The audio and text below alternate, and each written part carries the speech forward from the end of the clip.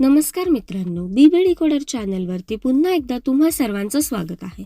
नुकतंच big boss मराठीच्या घरामध्ये कॅडबरी कंपनीकडून राखी स्पेशल स्पॉन्सरशिप टास्क घेण्यात आला, ज्यामध्ये सदस्यांना त्यांच्या बहीण किंवा भावाबद्दल व्यक्त व्हायचं होतं आणि त्यांना पत्र लिहायचं होतं.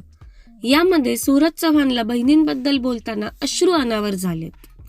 याबद्दलच अधिक माहिती आपण या व्हिडिओद्वारे घेणार आहोत. त्यापूर्वी व्हिडिओला लाईक करा आणि चॅनलला सबस्क्राईब करायला विसरू नका. त्या बहिणींबद्दल बोलताना सूरज चव्हाणनी सांगितलं की त्याला 5 बहिणी आहेत आणि त्या 5ही जणींनी त्याला खूप जीव लावला आहे. 5 बहिणींनंतर सूरजचा जन्म झालाय, त्यामुळं बहिणी त्याला त्याच्या आईसारख्या आहेत. आई वडील नसल्यामुळे बहिणींनीच त्याला लहानाचं मोठं केल्याचं सूरजने सांगितलं. तसेच सूरज चव्हाण हा त्याच्या बहिणींना द्यायला काही नसल्यामुळे खूप दुःखी होता.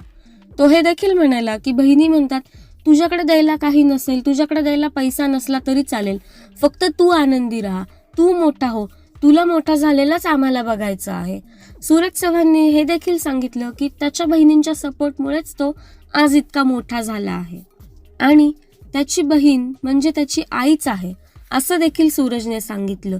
आणि बहिणींबद्दल बोलताना सूरजला अश्रू अनावर झाले. आई वडील नसल्यामुळे बहिणीच त्याचं सर्वस्व असल्याचे तो सांगतो.